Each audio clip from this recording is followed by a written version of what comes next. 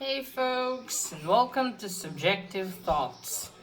And our comic for today is An Unkindness of Ravens, Issue 5 by Boom Studios. Now there is magic, covens, witches, a lot of weird shit. There's also a murder. It didn't happen in this issue, but there was a murder, and a lot more weird shit.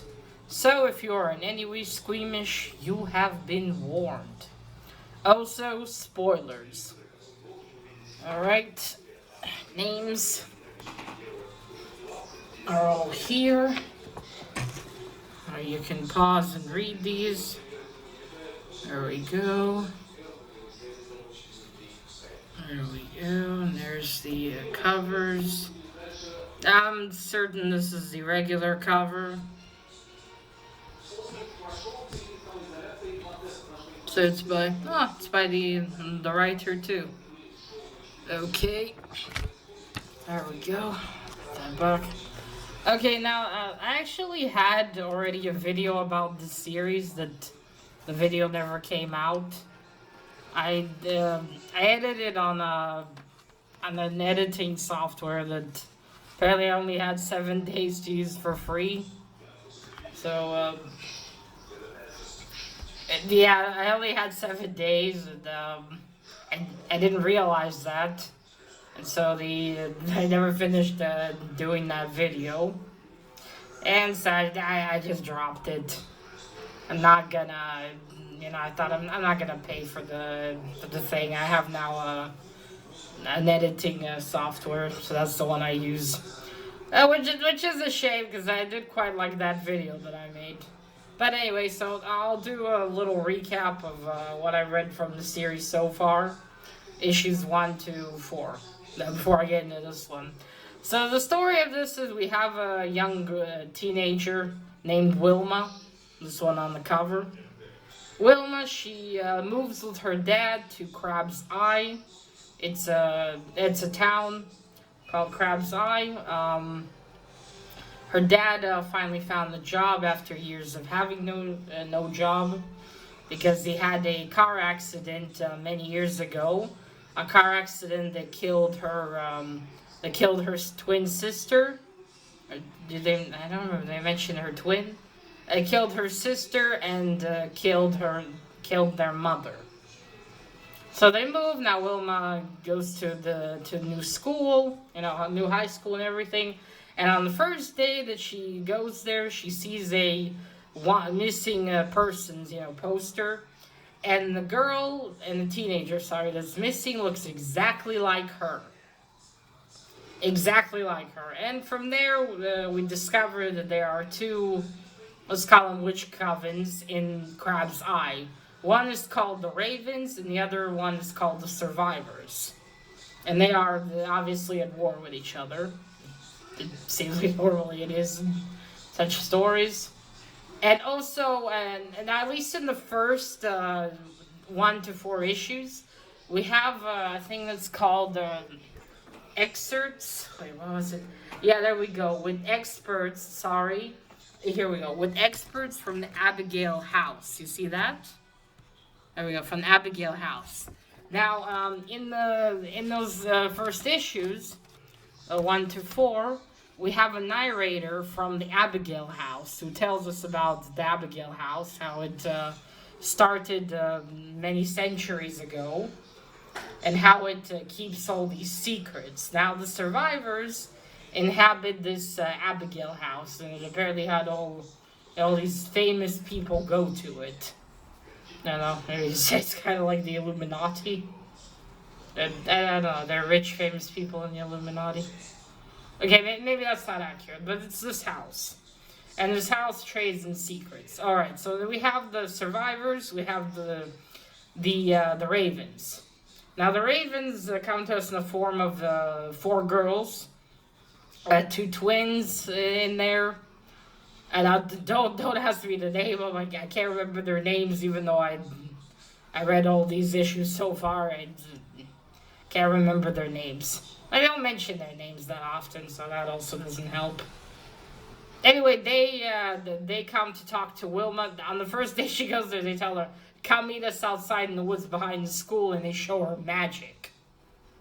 She's like, holy shit. And then there's this popular girl, whose her name I also forgot, and she belongs to this rich family that's in Crab's Eye. They're very famous. Famous family in Crab's Eye. And they, and the principal of the school, of the high school Wilma's in, here we go, the Danceforts. Yeah, the Danceforts, that's the family, Dancefort. They are the survivors. They have they're in the Abigail house. They have a reunion every year in their mansion. Anyway, the daughter of this house, again I don't remember her name, she also wants to get friendly with Wilma. They're fighting for Wilma because she also has magical powers. She's also a witch. Because her twin, I think she's her twin sister. They look identical. Her twin sister, whose name is what was it? Weverley. What was her twin sister's name? Shit. One was Wilma.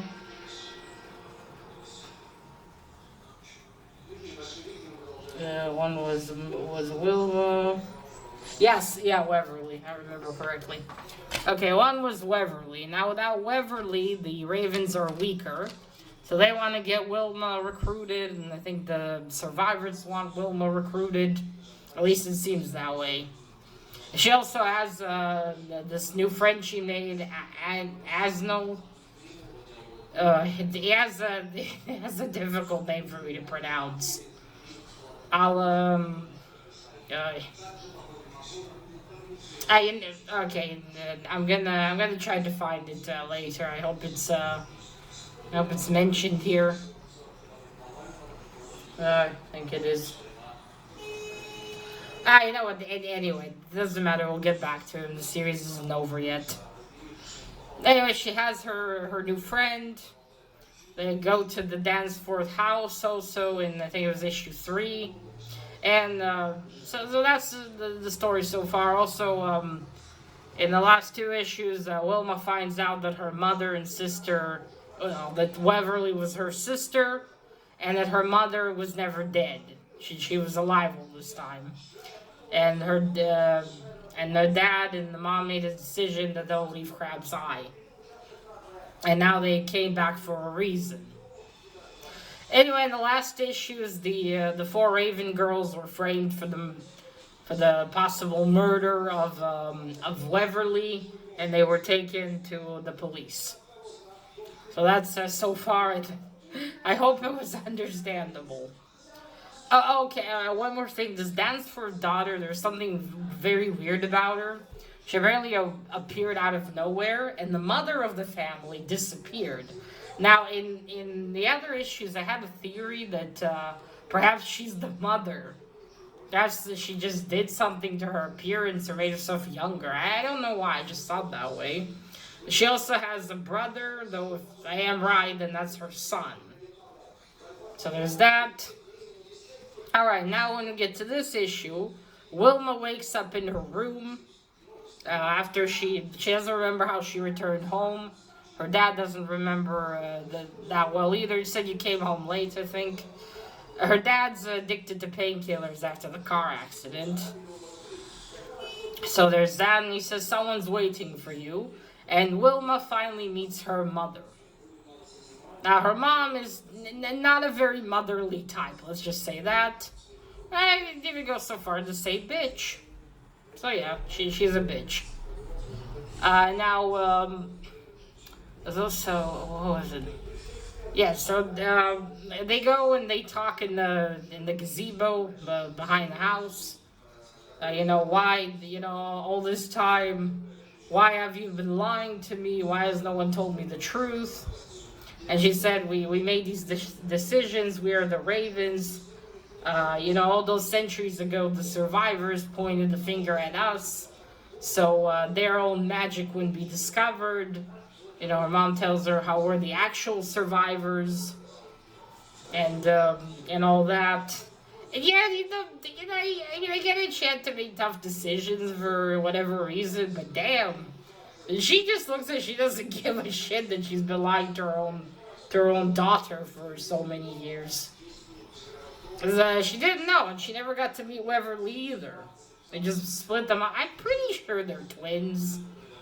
They look alike, exactly alike, and I think they're the same age. I don't know, I never say twins so far. Maybe I don't remember. Needless to say, the conversation doesn't go too well. And then, in the end of it, while Wilma's walking away, she says, I did it to protect us from you. Ooh. Things just got more complicated. Then we go to the Dancefort house. The annual party, the gathering, the whatever name they used for it is happening. All the people are coming, they're joining in. They all get capes and they're all wearing masks. I guess they're not meant to know the identities of each other. I'm not sure about that. And then we see a certain young gentleman walking in and going inside one of the rooms in the house, and he meets the Dancefort daughter. And he takes off his mask, and it's her friend. It's her friend. Now, to be fair, what I did love about Wilma is, when she, after in the forest, in the first issue, she doesn't, immediately tell her new friend, oh, you wouldn't believe what happened. She keeps it to herself, she and the friend, the guy, they're not immediately besties. I quite like that about Wilma. She's a calm girl. She doesn't lose it. Anyway, so apparently he's, I don't know if he's part of the survivors. I think he might be, because he's in the party. So he's not someone the Dancefort girl just hired or something. So I guess he was told to befriend Wilma to, probably find out what she knows. And then he tells her that Wilma's off to see the Ravens. By the way, in this issue, the Ravens are released before their fingerprints are even taken. An order from high up, so the Ravens also have a lot of people in high places in Crab's Eye, so they get them off the hook.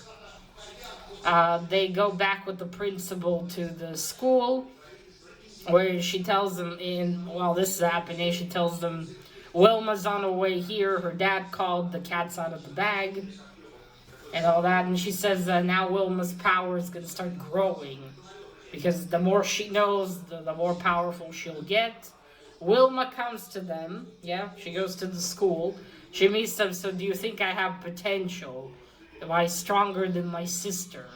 That's what they're wondering. Because they're weaker without Weverley.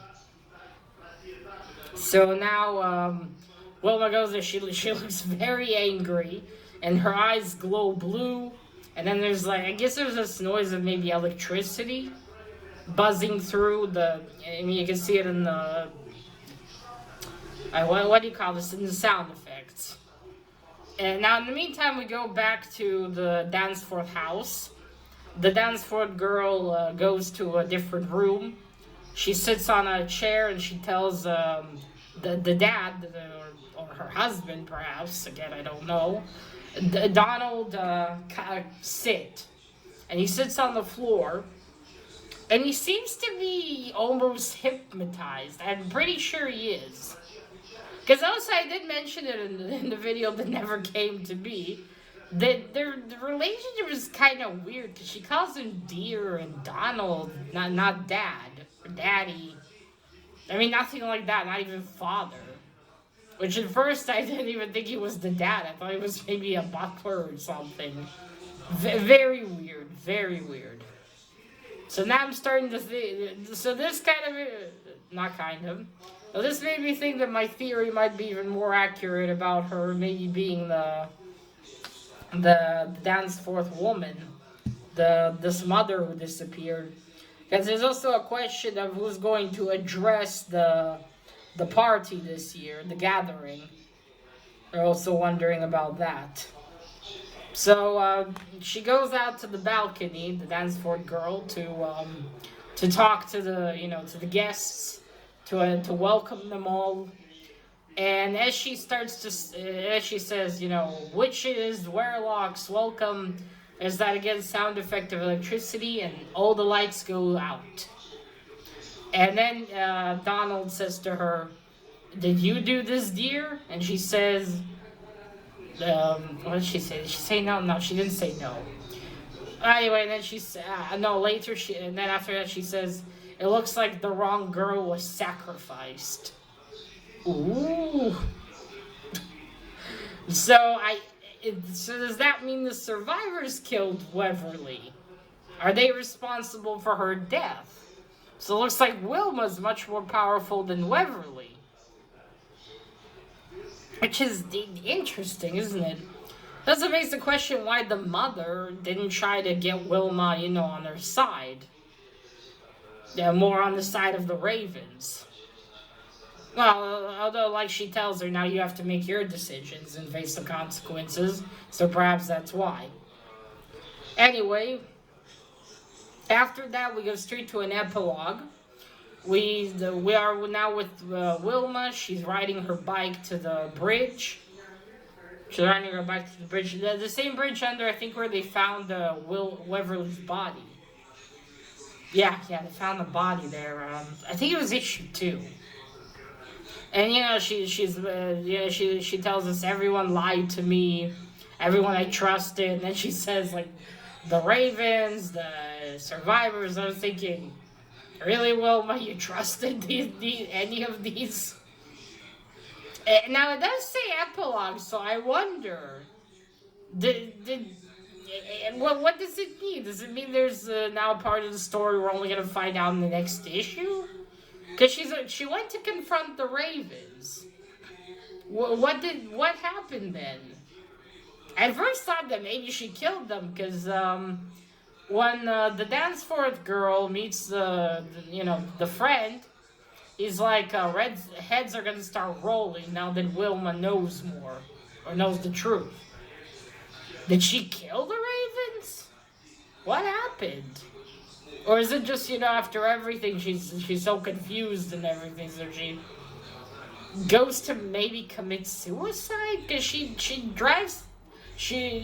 rides her bike to the bridge, she gets off of it, and then she stands, like, in front, and I'm like, are you going to jump? Or, because she said maybe it's better not to know. So I'm wondering, did she want to commit suicide? Did she just go there to clear her head? Because, everyone's lied to her. Her dad, her mother. I have no idea. And just as she says, maybe it's best not to know, Weverly's ghost appears and says, Wilma, I have so many things to tell you. And that's it. That's where the issue ends. So that was, wow. Oh, yeah, let me show you some art. Because I didn't get to. Now, I think it's basically the same team. The same team that's worked on the other issues, so it's the same art. And I did say the art style is nice. You can't say it's the best thing ever, but it's nice, it does the job. It's definitely not bad. You can see there, that's Wilma in her room, and that's it. Okay, I can only show you 2 more pages. Okay, so these are the Ravens. Oh, great. I hope you can see that. There's their names. So maybe you could read them. These are the twins I mentioned. And that's the other girl. She has an eye patch. It's like they're modeling, eh? I hope you can see that. And there are the cops. That's the woman who helps them. That's the principal. Yeah, that's the principal of the high school. And that's the lady who helped them. And yeah, you can see that's some of Crab's eye. So yeah, not bad art. Not bad at all. Again, nothing that made me jump out of my seat with amazement. but also pretty good. Yeah, so that's the art. That's what happens. And that's it. So, and this has been so far a really interesting series. Like, really interesting. I've enjoyed it a lot. The pacing is good. The characters are interesting. There's just so many mysteries here to find out. Man, I wish that video didn't was still that I managed to edit it before. But oh well. Yeah, but I'm loving this series. When I first got it, I wasn't so sure about it. After I already had it, I was like, I don't know, maybe this won't be that good because I saw the art. But man, am I glad I got this one. It's been fun. It's been a really fun series to read. Very interesting. I'm looking forward to find out what happens. If they release a series about the Abigail house or like a one shot, I'm totally gonna buy that. Because the Abigail house itself sounds fascinating. Like all the secrets that could be in there. There's also the Dancefort girl. She goes into the house itself, which is like a hotel there in Grabsai, and she trades secrets for something. That's how they that's what they do there. And there's also some sort of statue it said, "Would you like company, or do you want to be alone?" When she came in, some weird shit. You know me. I love me some weird shit. So yeah, this has been a really good series. Check out these funky masks though too. Isn't that cool? I must say some of the covers on these have been pretty. They're a bit deceiving because we got a goat here, and my friend asked, does this have something to do with the devil? I said, no. Oh, goat does symbolize the devil. It's not a bad goat actually. But yeah, good, very good series so far. Very good. I don't remember if it's an ongoing or if it's just a mini. I really need to check. I am subscribed to it though. I did subscribe, so I hope there's more. I'm definitely dying to find out what happens. What's Wilma going to do? What about her sister? Who is she going to join? Is she going to say fuck all of you? I mean, I can understand if she'll say fuck all of you. So yeah, that was very good. Very good. So, if you like witches and magic and weird things like that, I do recommend you give this a read. I think you might enjoy it quite a bit. It is good. It is good. And yeah, that's it. Alright, folks, so let me know if you read any issues of the series. What did you think? Did you like it? Was it not it? And that's it. Now remember, collect what you're passionate about and share it on YouTube. Bye!